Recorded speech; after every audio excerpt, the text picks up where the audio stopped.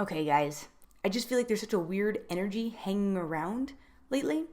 And what kind of piqued my interest about the way that I'm feeling is that I've talked to a couple of other people who are nowhere near me geographically, and they claim to be feeling the same kind of stifling energy that I am. Granted, there's a lot going on in the world right now. We are undeniably going through a period of growth where we are shedding what we don't need, figuring out what we do need, and hopefully learning to use that to propel us toward our sole purpose.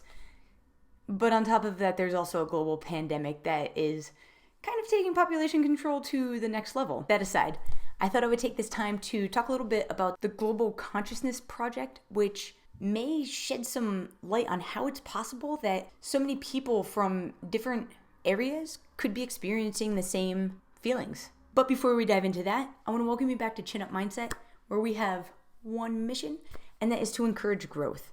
And we're going to be doing that together by changing, helping, inspiring, and nurturing our minds with different goals that we set out for and different inspirational topics. So the Global Consciousness Project, what is it? It's actually an international collaboration of scientists and engineers who collect continuous data from random number generators in up to 70 different locations around the world. This in itself isn't all that exciting. If you were to go take a look at their map right now, and I'll link that in the description so you could go check it out on your own, you'd most likely just see a world map with different colors, with sporadic lines of correlation being linked. But if you happen to catch this map at a critical time in the world, it's more likely that you would catch the dots appear more uniform in coloration and the lines of correlation becoming much more pronounced across the globe. There's currently 15 to 20 years of data that has been collected,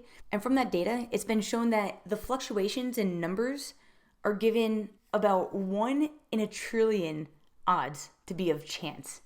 So those are pretty substantial odds. And what that means is that there's a pretty direct correlation between collective energy commonalities to impactful events around the world, or vice versa. Some different examples of events that have been shown to initiate those spikes vary from elections to shootings to midnight on New Year's, eclipses, natural disasters, etc. A very wide spectrum. But one of the most fascinating documentations that was recorded actually occurred on September 11th. As to be assumed, there was a major spike in energy that day and for the following 3 days, I believe.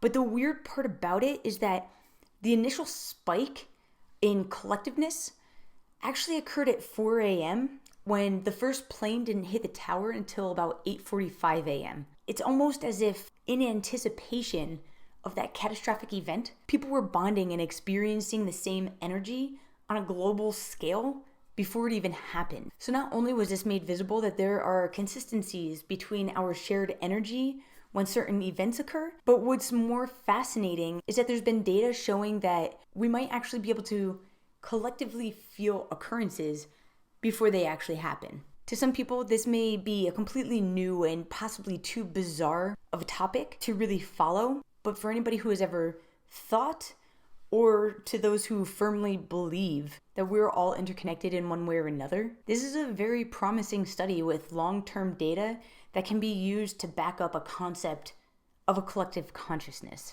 Everybody's heard that you should surround yourself with people you want to be like because you are a culmination of your 5 closest friends or acquaintances. In the same sense, I'm sure you've all heard that neurons that fire together wire together.